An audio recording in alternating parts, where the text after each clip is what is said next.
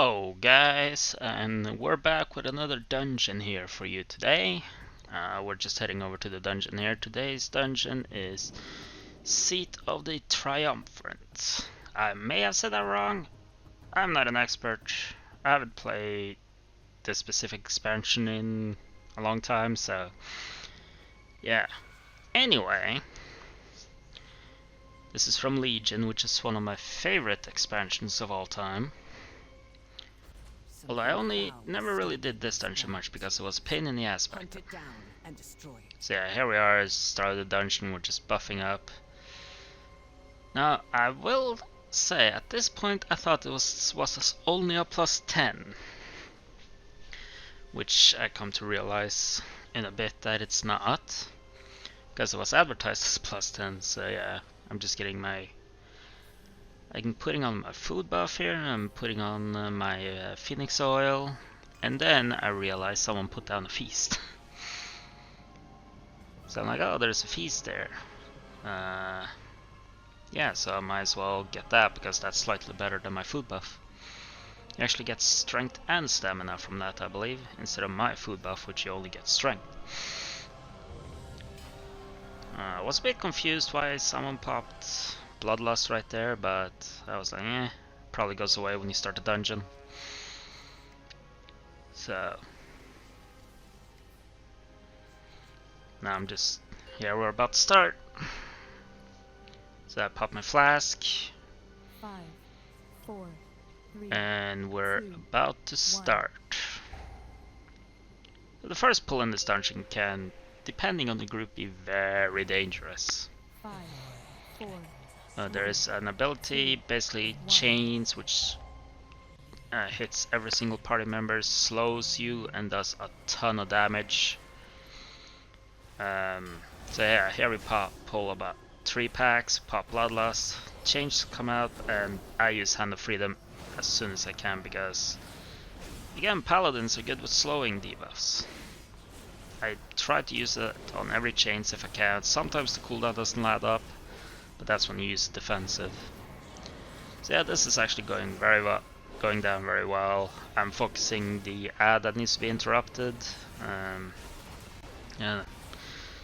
So we get a second set of chains there, but the ad's basically dead at that point. So tank starts pulling another group. So we got 2 groups here. There's 1 chain ad in pretty much every pack here, so that's like probably the most dangerous trash mechanic in this entire dungeon.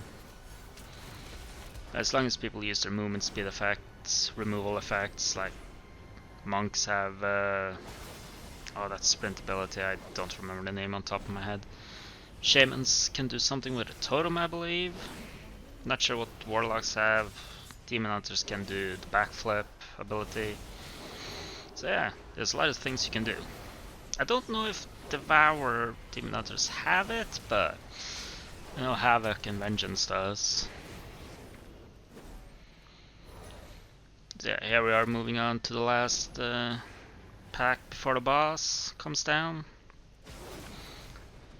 So as always, I focus the interrupt mob, and here we're basically 2 on top of each other. Luckily, Freedom removes slow effect from the Paladin or whoever you use it on, and the second closest party. That might be only if used on yourself. I'm not 100% sure on that. I should read that talent really. So yeah, trash, smoothest trash I've ever seen in Seat. So this is actually a really good group. So we pull the boss. Now this boss has a few different things he does. He does a hit on the tank called Void Slash. He does a target a random party member and leaps at him, and then he causes a giant void zone to appear. And then there is this frontal breath, and that's most of what he does. He also does like a slam, which causes a bunch of AoE damage. And then he spawns these tiny little slimes that go towards the boss, and they have to be killed before they either reach the boss or the boss does his next ability, which will if they reach the boss, will basically be a lot of AoE damage. But the annoying thing is they also push these puddles on, put these puddles on the ground when killed. So, but yeah, they have to be killed before it does that pull-in that just happened, or else the slimes will be pulled straight into the boss, and the boss just does a ton of AoE damage, probably enough to wipe the group. And I think this was around the time I realized, oh, this is a plus 11. Because the group was advertised as a plus 10, but oh well. Zephyr, we'll see what happens. So here comes the other ads, trying to attack them as much as I can while still getting some damage on the boss with Divine Storms. And the floor is getting a bit messy here, as you can see, but we still have like quite a lot of room left. So, and then here comes the Salatat ad spawn, which you have to kill before it finishes its cast, and you get like a versatility buff. I prefer the orbs you have to pick up, because as a paladin you get mastery from those. But yeah, still not too bad. So now we're moving on to the second part. And here I realized to not mount up in this part because I get stuck. Figure out their motives and put a stop to their efforts. So this area is kind of open in the area. It's like a real large space you can run around in and do stuff, but the main thing is there's these void portals. 4 void portals that has to close. So these big ads, they are linked to the portals, and when they die the portals close, but if you pull them too far away they will start pulsing insane AoE damage. I've seen tanks pull them too far away without knowing what they're doing, and it's pretty much been a wipe out the group at that point. So that makes things can make things a bit dangerous for the tank, depending on what he pulls in this area. But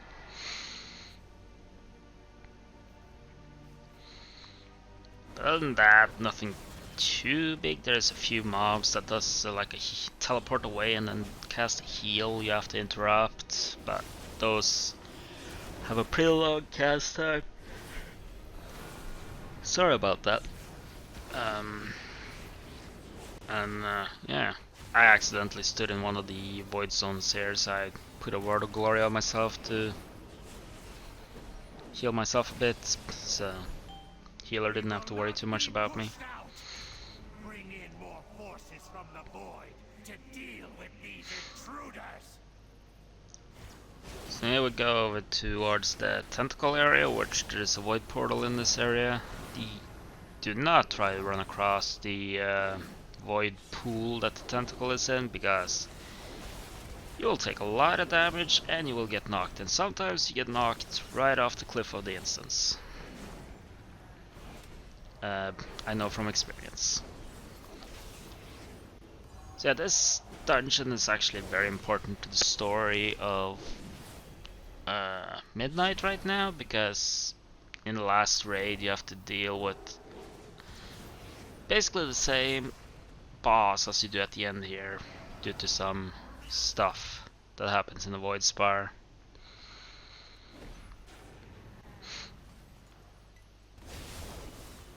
I'm not gonna go too much in on that in case people haven't seen the Void Spire and stuff, but it's really cool that this dungeon and the current raids all kind of connect together.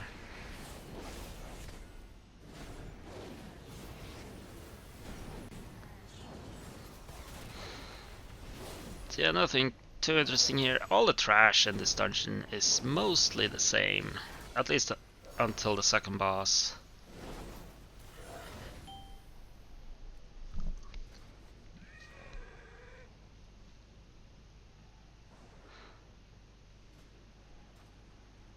So the second boss spawns right after you kill the last void portal, and the last void portal is pretty much right where the boss spawns. So most groups will pretty much choose to kill that one last, so you're right there when the boss spawns.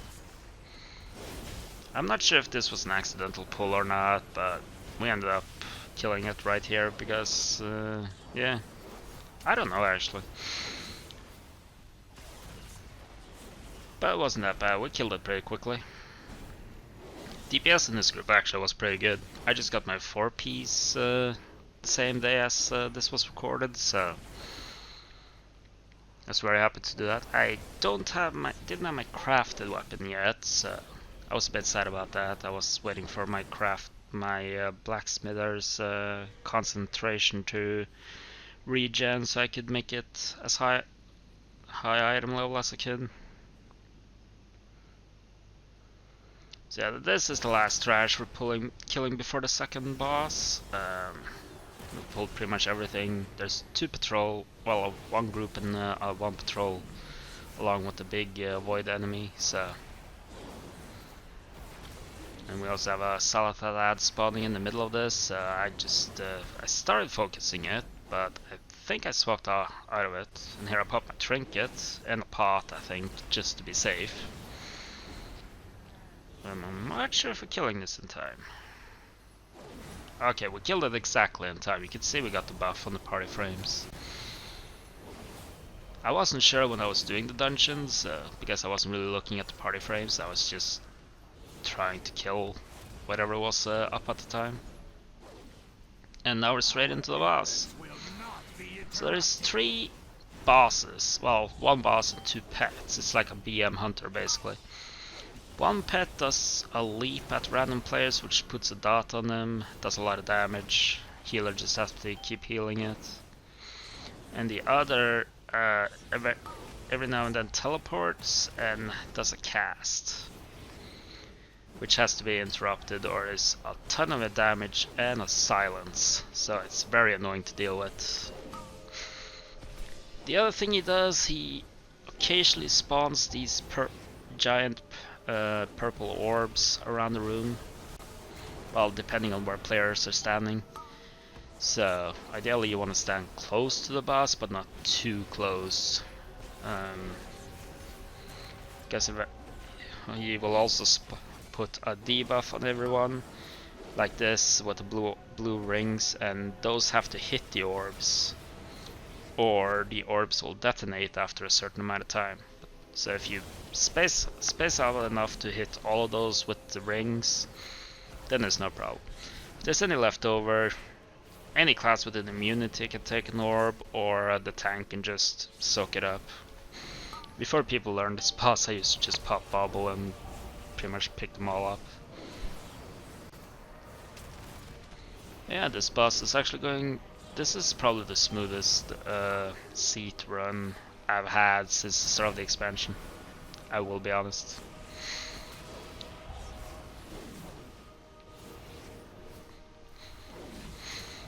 A lot of groups tend to struggle on certain bosses or certain parts of this dungeon.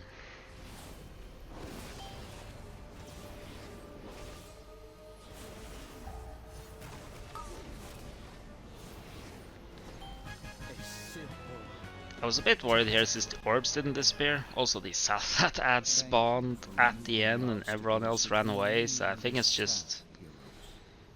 I know the healer is still here. Oh yeah, the warlock is also here. Okay, so the healer and the warlock stayed back to kill that ad, while the tank ran away and started pulling with the devourer. So here we got a new trash mode, this big construct looking enemies. They do a frontal slam every now and then, and they also put a debuff on people, which you just have to spread for, and then once they go off you get knocked up in the air a little bit. Nothing too bad. It can be a bit annoying if multiple are pulled, but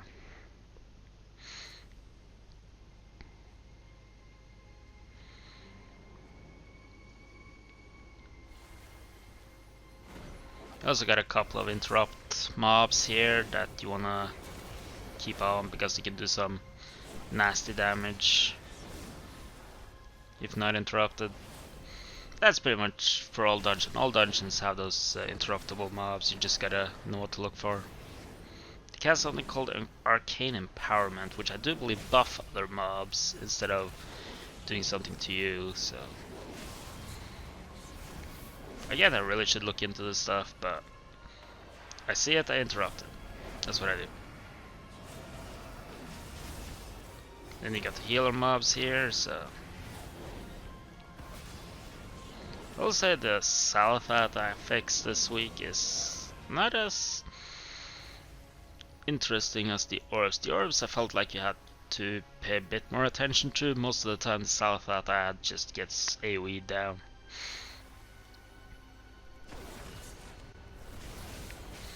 So now we're in the third boss room. The boss is in the middle of the room, but he's not active until you kill a certain mobs of the trash.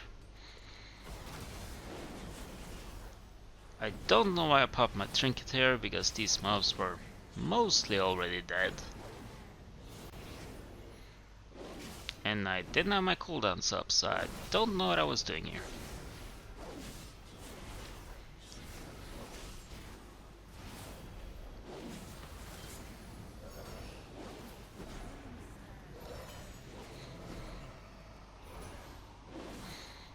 There the ad is spawning again, which is kind of annoying actually.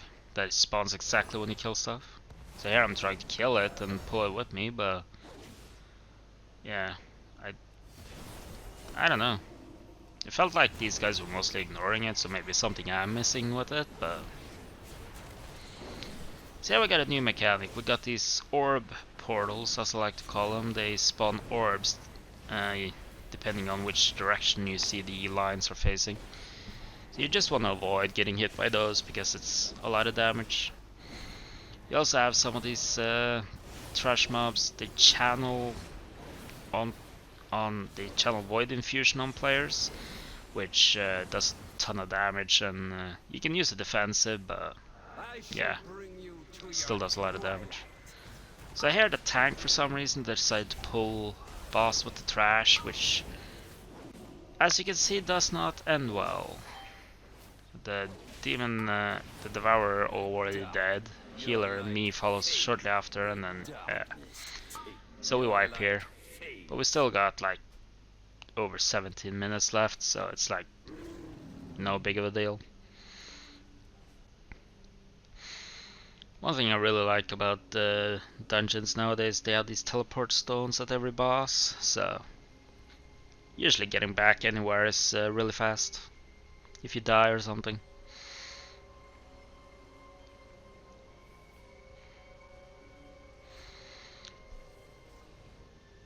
So yeah, I think the tank just decided to play it safe at this point and just pull the trash on its own. This boss is no pushover, I will say that. Probably the hardest one in this dungeon, to be fair. So this is also the last bit of trash we actually need to kill. Which is always really nice when you get the trash done.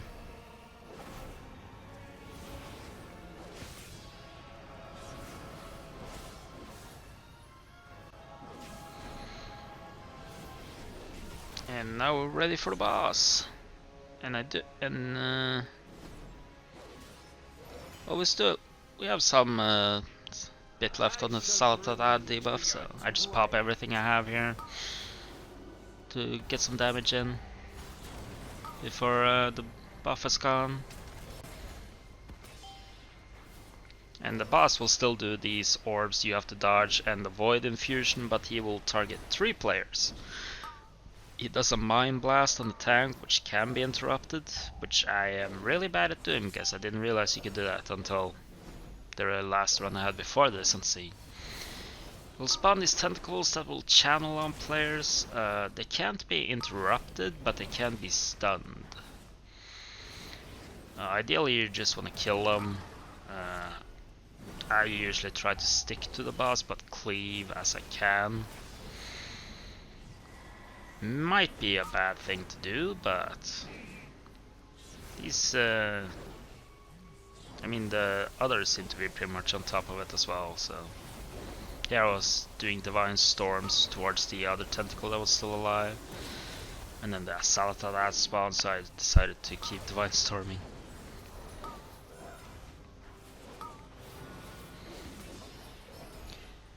I did notice in this dungeon a lot of markings were being put on pretty much everything that could be interrupted, so I'm wondering if that was maybe like an add-on someone had, because it was always the same mark on every single ad that was interruptible.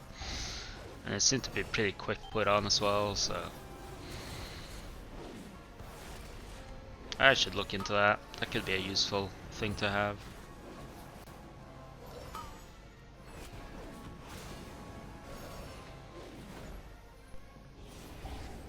Yeah, the rest of this fight's mostly just rinse and repeat.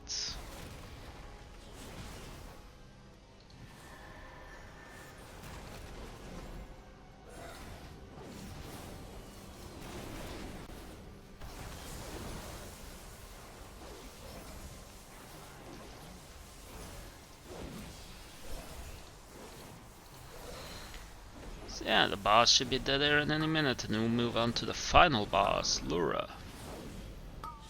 Which I always thought was a cool creature, not just from a dungeon's perspective, but from a lore perspective. I sense great despair emanating from within. So it's a bit of RP here before the final boss. One thing I did notice, in the original version of this dungeon, back in Legion, this door opened, there was a ton of mobs that came running out from this in this hallway, so you usually pulled everything into the boss room. But now, you just walk in and wait for the RP to finish and pull the boss. Which is really interesting how they changed that. Fascinating implications. Such musings can wait, though. This entity must die. I may have accidentally pulled here as well, because usually people pull this boss instantly when it comes down, but the tank was still standing there when my judgment went off, so oh well.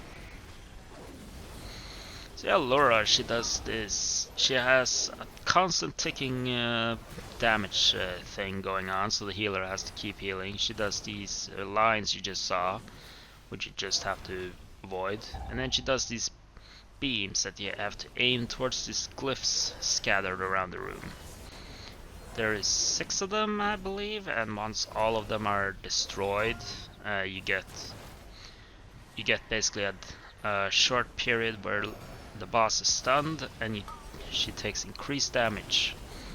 Also, the stacking debuff that's on the raid will disappear, which makes healer's job a lot easier. First time I did this dungeon in Midnight, people had no idea about this mechanic, and that debuff was stacking infinitely. So yeah, so there's... Now we got one of the glyphs left. For some reason there's 7, which is a really annoying number, because you have to go through 3 phases of the beams, but yeah.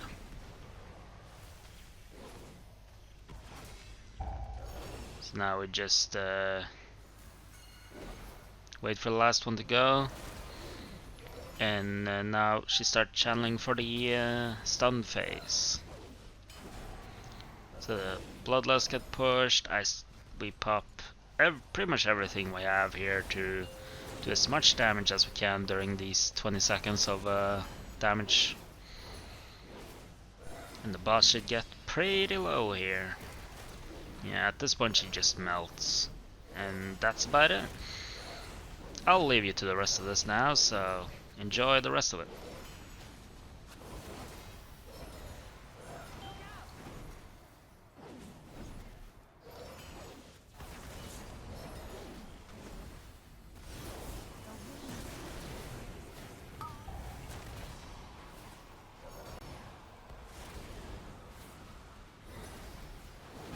Well,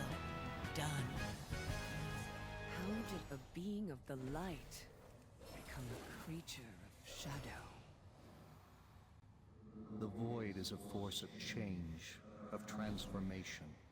Shadows are fluid, ever shifting. I feel the fallen Naru's power. It beckons me.